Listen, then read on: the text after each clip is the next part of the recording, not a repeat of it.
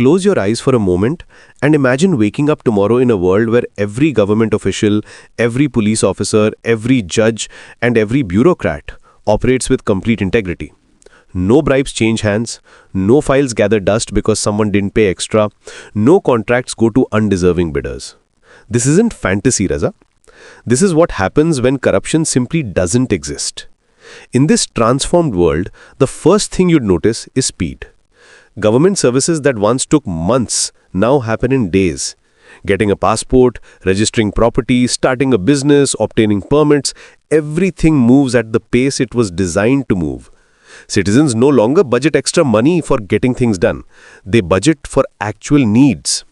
Think about what this means for our economy.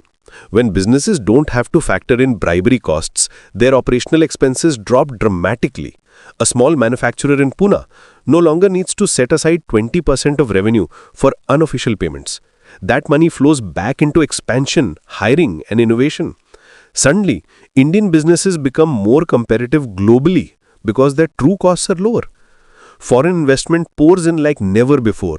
International companies that once hesitated to enter Indian markets because of regulatory uncertainty now see a transparent, predictable system. They know exactly what permits cost, how long approvals take, and what compliance looks like. This isn't just about big corporations. Small entrepreneurs flourish because they compete on merit, not on their ability to navigate corrupt systems. The ripple effects touch every corner of society. Healthcare improves dramatically because medical college admissions are purely merit-based. The brightest minds become doctors, not just those who can afford donations. Hospital beds go to the sickest patients, not the highest bidders. Medicine quality improves because regulatory approval depends solely on safety and efficacy. Education transforms completely. School admissions become transparent. Teacher appointments happen based on qualifications. Government schools get their full budget allocations, so rural children get the same quality education as urban ones. University research flourishes because funding goes to the most promising projects, not the most connected professors. Infrastructure development accelerates beyond recognition. Road projects finish on time because contractors can't cut corners through bribes. Quality improves because inspectors actually inspect. Public transport becomes world-class because planners focus on efficiency rather than kickbacks. Cities become more livable as urban planning follows scientific principles instead of developer influence. The justice system operates like clockwork. Cases move through courts efficiently because judges focus on law, not lobbying. Police investigations are thorough because officers aren't distracted by side payments. Criminals face consequences regardless of their connections. Citizens trust law enforcement because they serve justice, not the highest bidder. Personal happiness soars in ways we can barely imagine. The constant stress of navigating corrupt systems disappears. Parents don't worry about their children's future being determined by their bank balance. Merit becomes the only currency that matters. Social mobility increases dramatically because talent, not connections, determines success. Women's safety improves significantly. When police officers can't be bought, they actually respond to complaints. When judges can't be influenced, they deliver fair verdicts. When government officials follow rules, women's rights are protected systematically rather than selectively. Environmental protection becomes real. Forest clearances happen based on environmental impact, not political influence. Pollution control agencies actually control pollution. Renewable energy projects get approved on their technical merit. Climate change mitigation accelerates because policy follows science, not lobbying. The psychological transformation is profound. Citizens develop genuine pride in their institutions.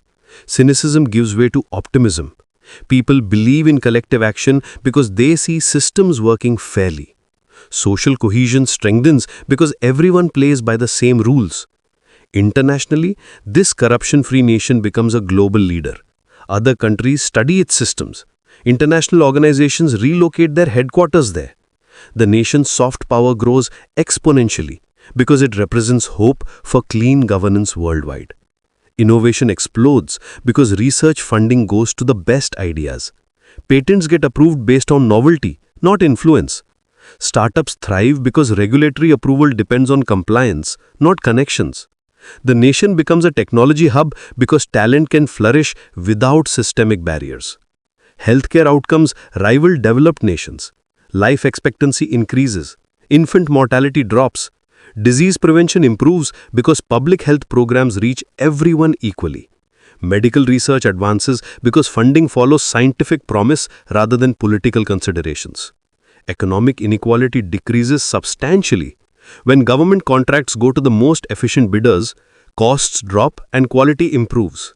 When social programs reach intended beneficiaries, social poverty reduction accelerates. When education and healthcare are merit-based, social mobility increases dramatically. This isn't utopia. It's simply what happens when systems work as designed. Challenges still exist, but they are addressed through competence rather than corruption. Problems get solved because the best solutions rise to the top, not the most profitable ones for officials. The transformation creates a virtuous cycle.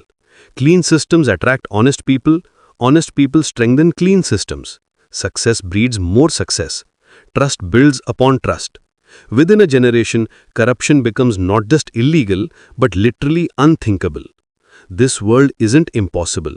It's inevitable when enough people decide that integrity matters more than shortcuts, that fairness matters more than favoritism, and that the common good matters more than personal gain.